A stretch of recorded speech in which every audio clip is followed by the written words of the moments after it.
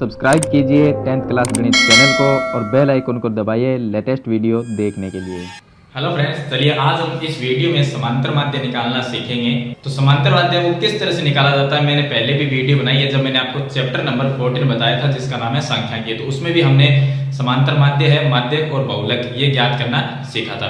तो आज इस वीडियो में हम जीरो से सीखेंगे, यानी कि एकदम जीरो लेवल से हम ये सीखेंगे कि समांतर माध्य को किस तरह से निकाला जाता है। तो देखिए, समांतर माध्य है निकालने के लिए हमें 3 विधि दी गई है। पहली विधि का नाम है प्रत्यक्ष विधि, दूसरी है कल्पित माध्य विधि और तीसरी है पग विचलन विधि। तो 3 विधि से हम समांतर माध्य को निकाल सकते हैं। किसी भी विधि से आप समांतर माध्य को निकाले, जो उत्तर आएगा आपको वो सभी में बराबर ही आएगा। तो इस वीडियो में सिर्फ हम समांतर माध्य ही निकालना सीखेंगे और वो भी तीनों विधि से। तो मैं आपको स्टेप बाय स्टेप अलग अलग तीनों विधि से समांतर माध्य है वो निकालना सिखाऊंगा। तो चलिए हम शुरू करते हैं। तो आप वीडियो को लाइक कर दीजिए और चैनल को सब्सक्राइब कर लीजिए ताकि ऐसी ही वीडियो आपको आगे भी मिलती रहे। देखिए, समांतर माध्य है वो निकालने के लिए हमें सारणी दी गई होगी। सारणी के अंदर वर्ग अंतराल दिया होगा। तो ज्यादातर जो क्वेश्चन है एग्जाम में, जो क्वेश्चन आता है वो ज्यादातर वर्ग अंतराल का ही क्वेश्चन आता है, इसलिए मैंने वर्ग अंतराल वाला ही क्वेश्चन लिया है। तो इसी से हम समांतर माध्य है वो ज्ञात करेंगे। तो सबसे पहले हम प्रत्यक्ष जो विधि है उससे समांतर माध्य ज्ञात करना सीखेंगे। तो इसमें देखिए, हमें प्रश्न में 2 चीज दी गई होती है, एक वर्ग अंतराल दिया होता है और दूसरा बारंबारता f का मान। f को हम बारंबारता कहते हैं। तो दूसरा हमें बारंबारता की सारणी है वो दी गई होती है, यानी इनका मान दिया गया होता है। जब भी हम समांतर माध्य निकालते हैं तो समांतर माध्य के लिए हमें सारणी बनानी पड़ती है x की। तो आप किसी भी विधि से समांतर माध्य निकालो, लेकिन x की जो सारणी है वो सभी में आपको बनानी पड़ेगी। तो x का मान कैसे निकालेंगे? जो वर्ग अंतराल हमें दिया गया होता है उससे हम x का मान निकालते हैं। अब वर्ग अंतराल में क्या होती है? 2 संख्या होती है, एक यहाँ पर है दूसरी यहाँ पर। दोनों संख्या को आप प्लस कर लो और उसमें 2 का भाग दे दो, जो भी आंसर आएगा वो इसके सामने लिख दो। इसी तरह से नीचे वाली दोनों संख्या को प्लस करेंगे, 2 का भाग हम देंगे और जो भी आंसर आएगा वो इसके हम सामने लिख देंगे। इसी तरह से इन दोनों को प्लस करके 2 का भाग देंगे, जो आंसर आएगा वो यहाँ पर लिखेंगे। इसी तरह से इनमें इनको प्लस करके 2 का भाग देंगे और इसी तरह से इनमें 2 का भाग देंगे प्लस करके, जो आंसर आएगा वो यहाँ पर हम लिख देंगे। तो इस तरह से हम x का मान निकालते हैं। चलिए x का मान हम निकाल लेते हैं। यहाँ पर 100 प्लस 150, अगर हम दोनों को प्लस करते हैं, यहाँ पर 100 प्लस 150 और इसके अंदर हम 2 का भाग दे देंगे, तो यहाँ पर ये हो जाएंगे 250। तो इसमें अगर 2 का भाग देंगे तो कितना आएगा? 125। 125 आ गया, तो मैं यहाँ पर लिख देता हूँ 125। इसी तरह से 150 प्लस 200 इनको हम प्लस करेंगे, ये हो गया 150 प्लस 200। इसमें 2 का भाग देना, भाग सभी में 2 का देना है और सभी संख्या को प्लस करना है। तो देखिए, इनको हम प्लस करेंगे तो ये आएगा हमारे पास में 350 और बटे में इसके हम 2 लिख देंगे। तो 350 में हम 2 का भाग देंगे तो ये आ जाएगा 175। तो यहाँ पर 175 आ जाएगा। इसी तरह से आगे वाली संख्या हम ज्ञात करें। चलिए, मैं यहाँ पर जो संख्या आएगी वो मैं लिख देता हूँ। तो देखिए, मैंने सभी जो x के मान है वो मैंने लिख दिए। मैंने आपको बता दिया किस तरह से हम x का मान निकालेंगे। किसी भी विधि से निकालो, x का मान आपको निकालना ही पड़ेगा। आगे हम क्या करेंगे?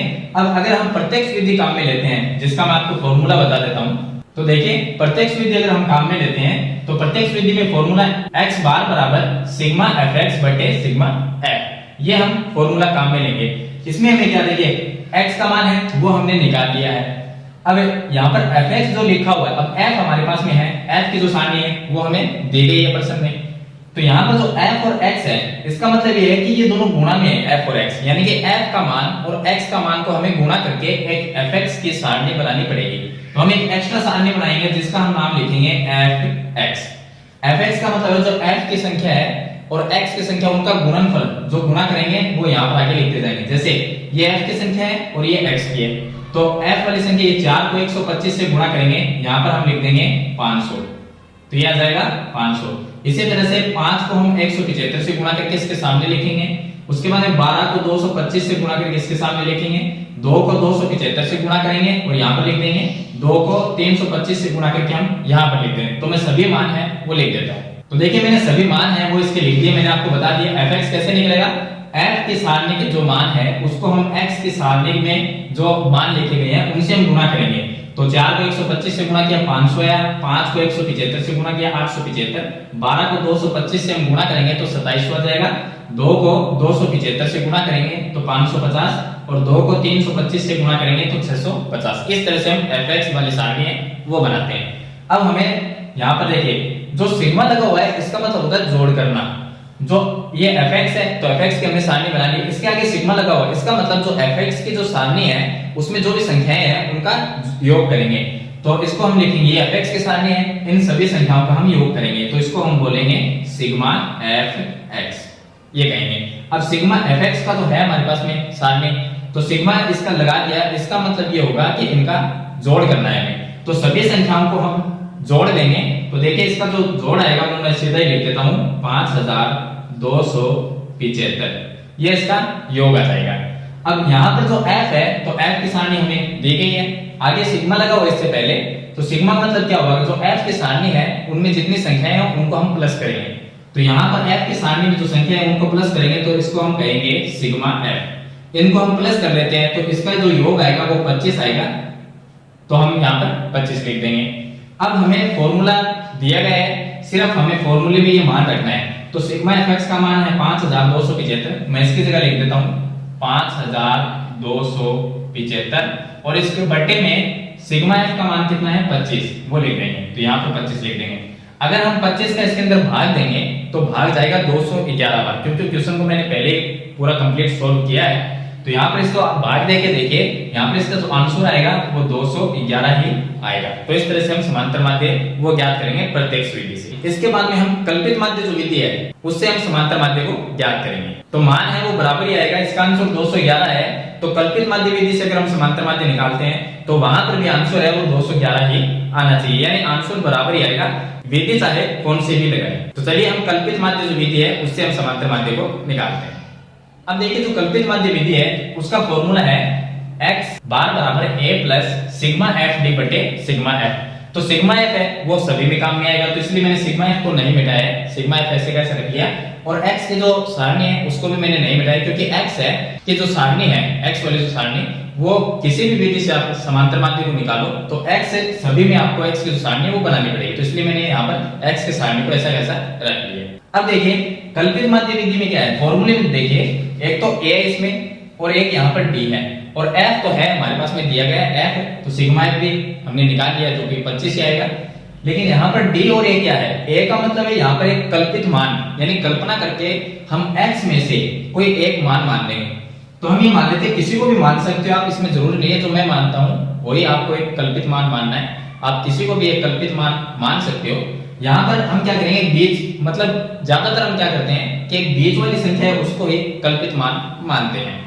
तो यहाँ पर हम क्या करेंगे, 225 है, इसको हम ये मान लेते हैं कि एक कल्पित मान है। तो चलिए मैं यहाँ पर लिख देता हूँ कि कल्पित मान, जिस कल्पित मान को हम a कहते हैं जो यहाँ पर लिखा हुआ है, इसका मतलब ये जो a है वो कल्पित मान है। तो जो भी हम कल्पित मान मानेंगे वो फॉर्मूले में यहाँ पर रखा जाएगा। तो हमने मान लिया कि 225 है वो इसका कल्पित मान है, तो यहाँ पर हम लिख देंगे 225, तो a का मान तो हमने निकाल लिया। अब देखिए यहाँ पर ये जो d लिखा हुआ है इसके अंदर, तो हम d की टेबल और बनाएंगे, तो d निकालेंगे। d कैसे निकलता है, d का एक फॉर्मूला है, d निकालने के लिए आपको x माइनस a ये लिखना पड़ेगा। अब इसका मतलब क्या है, इसका मतलब ये है कि यहाँ पर जो x की संख्या है उसमें से कल्पित मान जो हमने माना है 225, इसको माइनस करके फिर यहाँ पर लिखते जाएंगे। जैसे कि यहाँ पर अगर यहाँ पर लिखना है तो मैं पहले क्या करूँ, x माइनस a का मान कितना है 225, तो x की संख्या कितनी है 125, 125 में से अब देखिए मैं आपको बता ही देता हूँ, x का मान 125 और माइनस a का मान कितना है, a का मान फिक्स रहेगा 225 ही, माइनस 225, तो आंसर कितना आएगा, यहाँ पर 100 आएगा माइनस में, तो मैं लिख देता हूँ माइनस में 100। इस तरह से दूसरा हम निकालेंगे, तो यहाँ पर 175 है, इसमें से a को माइनस करेंगे, तो 175 माइनस a का मान कितना है 225 जो कि फिक्स रहेगा, तो यहाँ पर जो आंसर आएगा वो आ जाएगा 50, तो ये 50 आएगा, माइनस में आएगा क्योंकि बड़ी संख्या माइनस में है, तो ये आ गया माइनस में 50।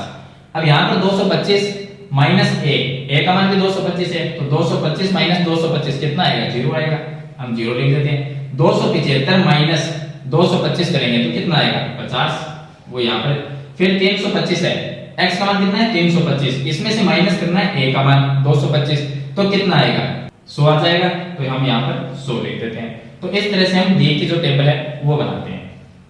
चलिए इसके बाद में आगे हम क्या करेंगे, अब हमें d की हमने टेबल बना ली, अब f d का मतलब क्या है, f गुणा d, f और d का गुणा, तो तो f की टेबल हमारे पास में यहाँ पर है और d की ये टेबल है, दोनों की संख्याओं को गुणा करके आगे लिख देंगे।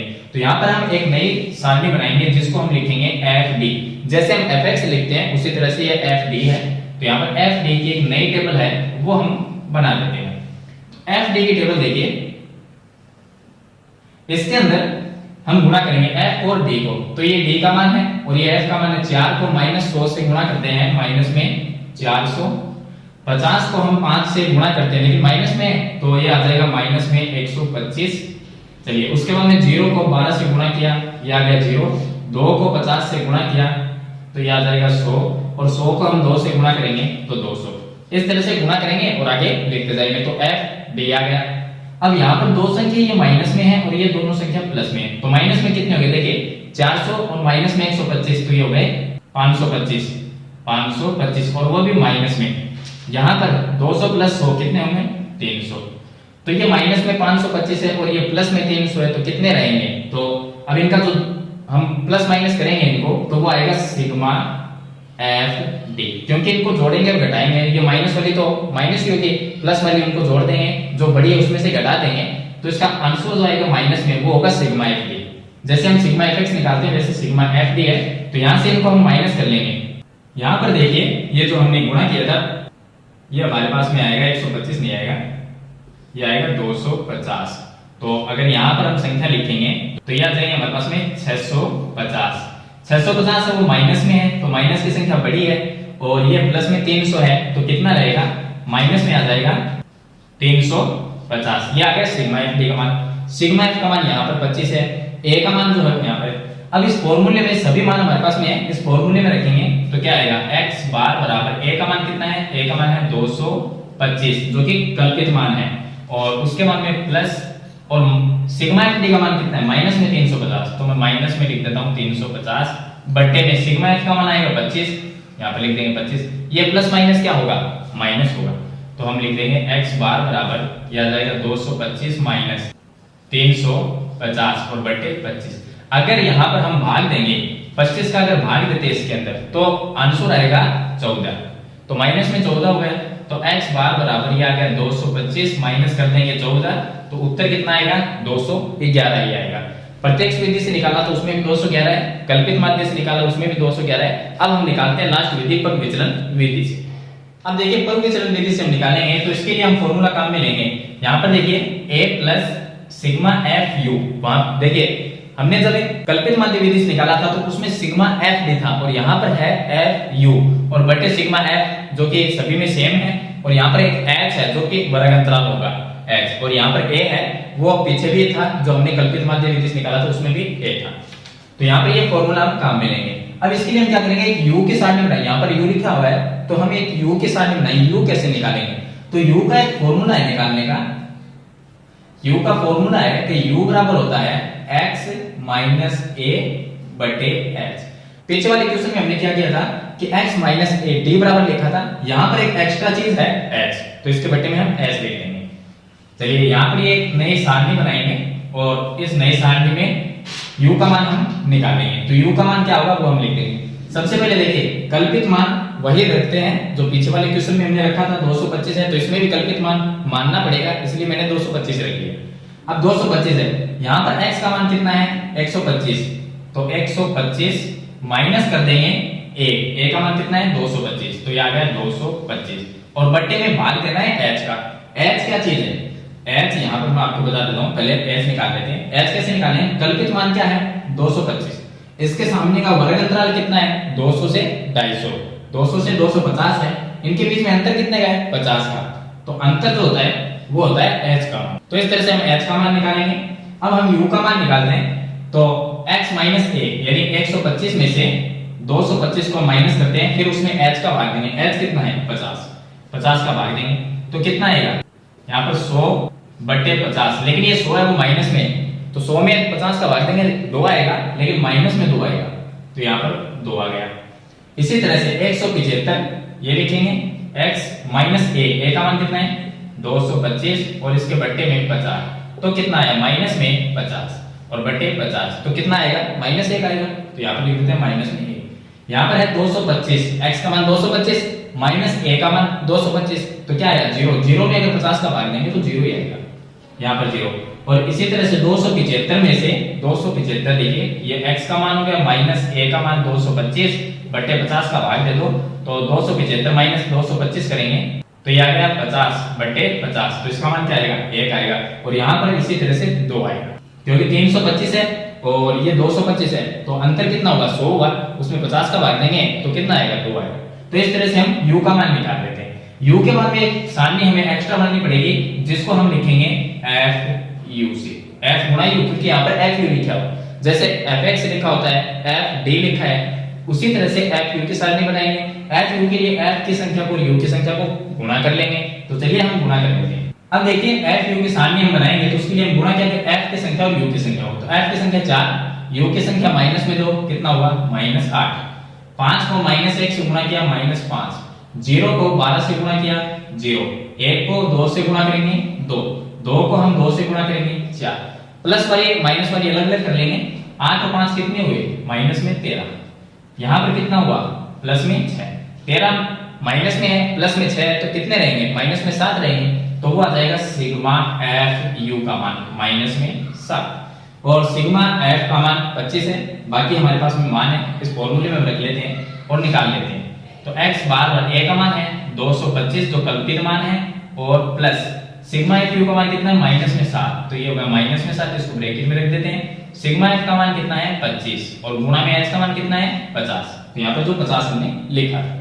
अब देखिए ये हो गया x बार बराबर 225 प्लस माइनस माइनस, अब हम भाग देंगे 25 का 50 में, कितनी बार गया 2 बार, 2 को मैं 7 से गुणा करता हूँ, यह आ जाएगा 14, तो x बार बराबर 225 माइनस 14 करेंगे तो कितने आएंगे 211। तो आंसर देखिए तीनों में आंसर है वो बराबर ही आएगा, 211 है, चाहे किसी विधि से करो, प्रत्यक्ष विधि या कल्पित माध्य विधि या पद विचलन विधि, किसी से करो आंसर तो तीनों में बराबर आया। मैंने आपको पूरा प्रोसेस है वो दिखा दिया तीनों विधि से करके इसको कि किस तरह से हम समांतर माध्य है वो ज्ञात करते हैं। तो मुझे उम्मीद है कि आपने एकदम बिल्कुल जीरो लेवल से आपने ये चीज सीख ली है कि समांतर माध्य वो तीनों विधि से किस तरह से निकाला जाता है। आप किसी भी विधि से निकाल सकते हो, फर्क इतना है जब हम समांतर माध्य प्रत्यक्ष विधि से निकालते हैं तो प्रत्यक्ष विधि से कब निकालते हैं, जब f का मान और x का मान अगर छोटे छोटे हो। तो अब यहाँ पर बड़े बड़े मान हैं x के, इसलिए हम क्या करते हैं या तो पग विचलन विधि काम में लेते हैं या हम कल्पित माध्य विधि काम में लेते हैं, क्योंकि उससे जो लास्ट वाले मान हैं वो छोटे हो जाते हैं। कल्पित माध्य विधि में या पद विचलन विधि में ये जो मान है वो छोटे हो जाते हैं ताकि हमारे गुणा भाग में हमें कोई दिक्कत ना आए। और प्रत्यक्ष विधि वो सबसे सिंपल है, लेकिन उसके अंदर ये जो x का मान अगर बड़ा है तो यहाँ पर भी जो fx का मान निकालेंगे वो भी संख्या बड़ी आएगी, फिर उनको हमें गुणा भाग करने में प्रॉब्लम आई। तो इसीलिए हम विधि कोई भी काम में ले सकते हैं, सरल करने के लिए हम पद विचलन विधि या कल्पित माध्य विधि का प्रयोग करते हैं ताकि हमें गुणा और भाग करने में कोई दिक्कत ना हो या प्लस माइनस करने में हमें कोई दिक्कत ना हो, इसीलिए हम ये विधि काम में। बाकी आपकी मर्जी है, किसी भी विधि से आप इसको सरल कर सकते हो, आंसर सभी का सेम है। तो मुझे उम्मीद है ये आपको कंप्लीट समझ में आ गया होगा। फिर भी आपका कोई सवाल या सुझाव हो तो मुझे कमेंट में जरूर लिखे। वीडियो अच्छी लगे तो लाइक और शेयर जरूर कर देना। इस चैनल पे नए हैं तो सब्सक्राइब करना, साथ में बेल आइकन का बटन जरूर प्रेस करना। तो आज की वीडियो में इतना ही, मिलते हैं नई वीडियो के साथ, तब तक के लिए थैंक यू।